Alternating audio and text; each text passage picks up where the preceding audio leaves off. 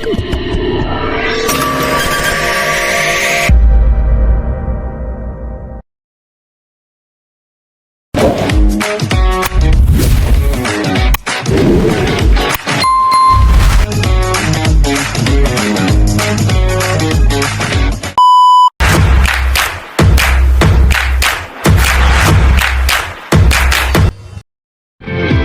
it harder to see underneath. Did we ever know?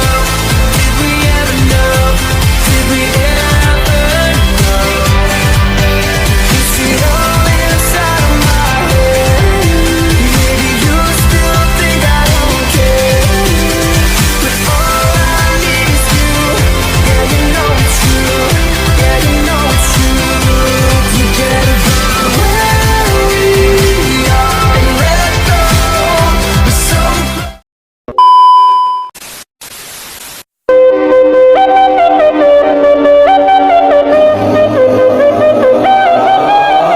Soldier boy, I been it. Why me crack it? Why me roll? Why me crack that soldier boy? That Superman. That why me crack that soldier? Why me crack that soldier? Why me crack that soldier? Why me crack that soldier? Why soldier boy, I been it. Halo, Assalamualaikum warahmatullahi wabarakatuh. Halo semuanya. Baiklah, di sini kelompok kami akan menjelaskan tentang filsafat teknologi. Jadi kami khususnya membahas tentang etika pengguna internet, big data, dan juga media sosial. Juga mengkaji isu-isu tentang AI, robotika, dan juga keamanan cyber. Nah, mengapa topik ini penting? Karena perkembangan teknologi pada abad ke-21 ini mengubah cara kita hidup, cara kita berpikir, berinteraksi, belajar, sampai kita bekerja. Internet, media sosial, big data, dan AI menjadi bagian dalam kehidupan modern. Namun, dengan munculnya manfaat-manfaat tersebut, muncul juga dilema etis, yaitu penyalahgunaan data pribadi, hoax, opini, dan juga keamanan cyber. Jadi, munculnya teknologi saat ini tidak otomatis menjadi kebaikan jika tidak dibarengi dengan kesadaran moral. Nah, disinilah peran filsafat menuntun arah perkembangan teknologi supaya tidak berpihak pada nilai kemanusiaan, mengajak kita bertanya mengapa dan untuk siapa teknologi itu diciptakan. Oke, setelah kita paham tentang latar belakang filsafat teknologi, sekarang rekan saya akan menjelaskan dan juga menjawab pertanyaan saya tentang materi selanjutnya. Nah, Puji, kalau internet itu ruang hidup kedua kita, etika paling dasar apa yang harus dipegang saat menggunakan internet supaya aman dan juga sehat? Nah, menurut materi kita, internet sekarang jadi ruang aktivitas digital yang besar, tapi juga rawan penyalahgunaan hoax, perundungan, pencurian data, serta sampai konflik sosial. Nah, karena itu etika pengguna internet penting untuk menjaga kenyamanan dan keamanan pengguna. Ada beberapa prinsip utama, yaitu jujur dan akurat dalam informasi, menghormati privasi, sopan santun, dan anti cyberbullying, dan tanggung jawab terhadap konten. Intinya, etika internet bukan cuma aturan teknis, tapi kompas moral agar internet jadi ruang yang aman dan bermanfaat. Nah, itu etika internet, tapi praktiknya paling sering kita temui di media sosial. Nah, di sini saya akan bertanya kepada salah satu rekan saya. Dia akan menjawab pertanyaan saya dan menjelaskan materi selanjutnya. Nah, di sini saya akan bertanya tentang di media sosial, kita bebas berekspresi, tapi batas etikanya apa saja supaya tidak merugikan orang lain. Oke, baik. Jadi di media sosial seperti Instagram, WhatsApp, Facebook, X, itu tuh cara kita mengekspresikan diri kita. Namun di sana terdapat banyak resiko besar karena terdapatnya ujaran kebencian, terus cyberbullying, kemudian juga ada penyebaran hoax dan pelanggaran privasi di dalamnya. Kemudian etika bermedia sosial itu adalah merupakan aturan moral tentang cara kita bertindak, berkomentar, dan berbagi informasi. Dan setiap unggahan kita itu memiliki dampak dan jejak digital yang mencerminkan karakter kita. Jadi, pentingnya batas etika itu karena kita bisa bertanggung jawab atas apa yang kita sampaikan. Jadi, kita tidak ada tuh namanya penyebaran hoax dan hal-hal negatif. Kemudian jaga tutur kata dalam berkomentar. Karena banyaknya orang itu berkomentar tanpa memikirkan apa yang mereka ketik untuk postingan tersebut. Karena di situ tuh pasti banyaknya kata-kata pedas dari netizen dan ujaran kebencian seperti itu. Kemudian hormati privasi. Karena biasanya seseorang mengunggah postingan di sebuah media sosial itu tuh karena kesukaan mereka kan. Jadi kalian kalau bisa itu memposting orang lain itu tuh yang bagus-bagus, jangan seperti aib dan yang lain-lainnya.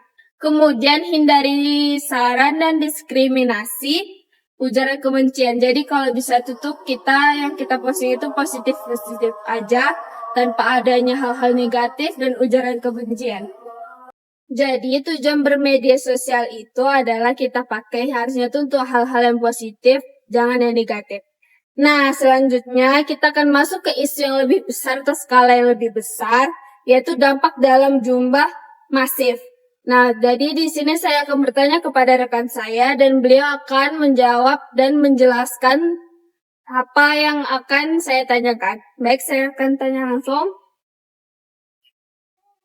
Jadi Fatima, tolong jelaskan apa sih sebenarnya Big Data itu dan kenapa urusan etika Big Data menjadi krusial? Nah, terima kasih kepada Nanda.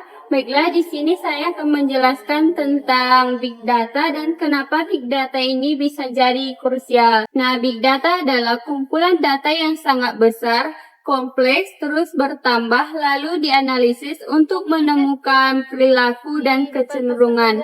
Dan kenapa Big Data ini bisa jadi krusial? Karena Big Data ini bersangkutan ke hal pribadi gitu, seperti lokasi, riwayat pencarian, bahkan kesehatan. Kalau tidak etis, Big Data ini bisa jadi penyalahgunaan atau manipulasi. Dan yang pertama poin etikanya. Yang pertama ada privasi dan persetujuan dasar.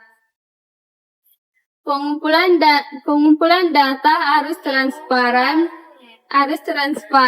dan pengguna paham apa yang dikumpulkan dan untuk apa. Yang kedua ada bias algoritma dan keadilan. Data yang menghasilkan keputusan yang bias, contohnya rekrutmen yang tidak adil atau keputusan yang mendeskripsi kelompok tertentu. Nah, yang ketiga ada transparansi penggunaan data. Kalau perusahaan tidak jelas menggunakan data atau membagikan data, itu melanggar etika. Bahkan ada contoh kasus penyalahgunaan data untuk manipulasi opini politik. Nah, yang keempat ada keamanan data. Big Data jadi target protes, kebocoran bisa menyebabkan kerugian serius jika harus ada sistem keamanan kuat dan pembatasan akses gitu. Nah, yang terakhir ada manfaat sosial. Big Data seharusnya membantu masyarakat, bukan mengeksploitasi. Prinsipnya beneficiary, non-material dan justice. Baru apa lagi? Nah, yang terakhir ada manfaat sosial. Big Data seharusnya membantu masyarakat, bukan mengeksploitasi prinsipnya. Jadi, dari Big Data kita masuk ke teknologi yang mengambil keputusan dengan kata AI dan robotika, plus keamanan siber. Nah, di sini saya akan bertanya ke salah satu rekan saya, di mana dia akan menjawab pertanyaan dan menjelaskan materi selanjutnya. Nah, Nisa, pertanyaannya, kalau AI atau robot bikin kerugian, siapa yang bertanggung jawab secara moral dan apa isu etika paling besar di AI atau robotika atau keamanan cyber? Baik teman-teman, saya akan menjelaskan tentang pertanyaan dari saudari Fatima Pulgan tadi. Nah, tadi dia akan bertanya tentang isu moral kan. Nah, kalau misalnya AI bikin kesalahan, yang bertanggung jawab siapa? Baik, AI itu tidak memiliki tindakan bebas dan tidak memiliki tindakan moral ya. Jadi misalnya kalau ada kesalahan, yang bertanggung jawab itu tetap manusia, baik itu pengguna, perancang, dan pemakai. Nah, Tadi dia kan bertanya tentang isu moral kan. Nah, itu AI itu mempunyai dua isu moral. Yang pertama itu bias algoritmik. Nah, bias algoritmik ini adalah ketika data tidak terbias, maka AI tidak akan membiasnya. Maka akan terjadi ketidakseimbangan antara keduanya. Yang kedua itu ada privasi dan keamanan komputer. Di mana AI itu biasanya mengumpulkan data-data kita loh teman-teman. Misalnya kalau udah terkumpul nih, ada yang mengontrol AI, maka kita tuh yang pengguna itu bisa diintimidasi oleh yang mengontrol AI itu. Nah, kan tadi si Fatima itu membahas tentang robotika kan.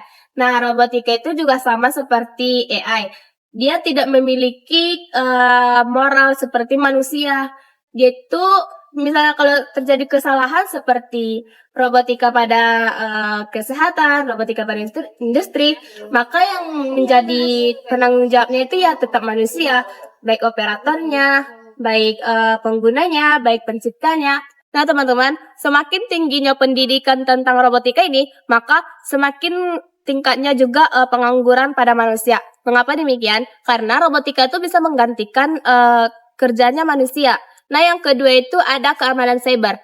Tahu nggak teman-teman keamanan cyber itu apa? Biasanya kalau dalam bahasa komputer itu cyber security. Dia tuh bertujuan untuk melindungi data, melindungi sistem dan melindungi jaringan dari serangan, malware, dari peretasan.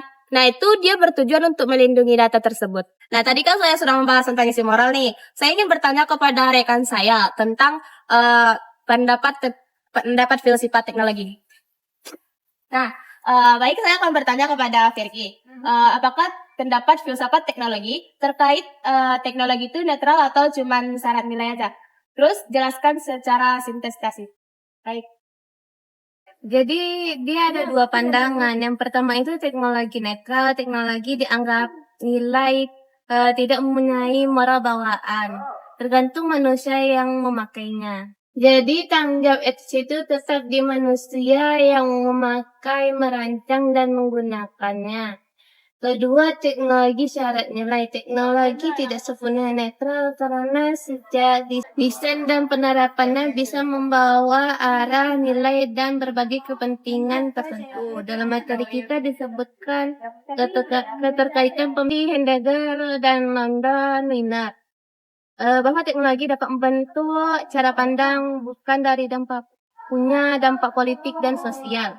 Dua pandangan ini bisa digabung. Teknologi menciptakan oleh manusia, tapi setelah digunakan luas, teknologi membentuk perilaku manusia, hubungan timbal balik. Contohnya gampangnya media sosial. Awalnya ada komunikasi.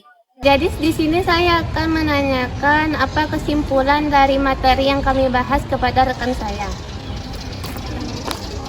Baik Ira, apa kesimpulan utama yang dapat kita ambil supaya teknologi tetap berpihak pada nilai kemanusiaan? Nah, jadi kesimpulan utamanya itu, kemajuan teknologi tidak selalu identik dengan kebaikan.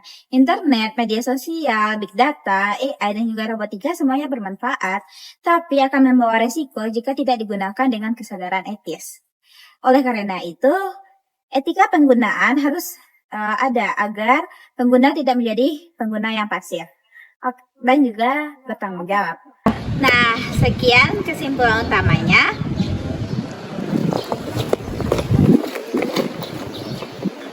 Terima kasih telah menonton materi kami tentang filsafat teknologi.